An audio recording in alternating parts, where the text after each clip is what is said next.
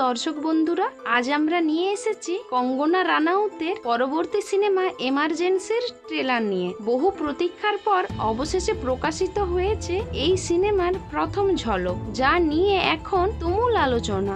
Emergency সিনেমাটি আমাদের নিয়ে যাবে ভারতের রাজনীতির এক অন্ধকার সময়ের অধ্যায়ে। ট্রেলারে আমরা দেখতে পাচ্ছি কঙ্গনা রানাউতকে ইন্দিরা গান্ধীর ভূমিকায়, যা নিয়ে সবাই প্রশংসায় ভাসাচ্ছে তার অভিনয় দক্ষতাকে। 14ই আগস্ট 2024-এ ট্রেলারের মুক্তির পরেই সোশ্যাল মিডিয়া ভরে যায় মিশ্র প্রতিক্রিয়া। কেউ কেউ আশঙ্কা করছেন যে এই সিনেমায় কিছু সমস্যার মুখোমুখি হতে পারে। কেউ কেউ তো এমনও বলেছেন যে ট্রেলার দেখে অবাক হয়েছি, এই সিনেমা মিস করা যাবে না। এমার্জেন্সি সিনেমার মুক্তির তারিখ হিসেবে ঘোষণা করা হয়েছে 6ই সেপ্টেম্বর 2024-এ। পরিচালক হিসেবে নিজেই সিনেমাটি পরিচালনা করেছেন কঙ্গনা রানাউত। সিনেমাটিতে আরও অভিনয় করেছেন অনুপম খের, মহিমা চৌধুরী, মিলিন্দ সোমান, শ্রেয়াস তলপরে, বিশাখ নায়ার এবং প্রয়াত সতীশ কৌশিক। সিনেমাটি নির্মাণ করেছে জি স্টুডিওস,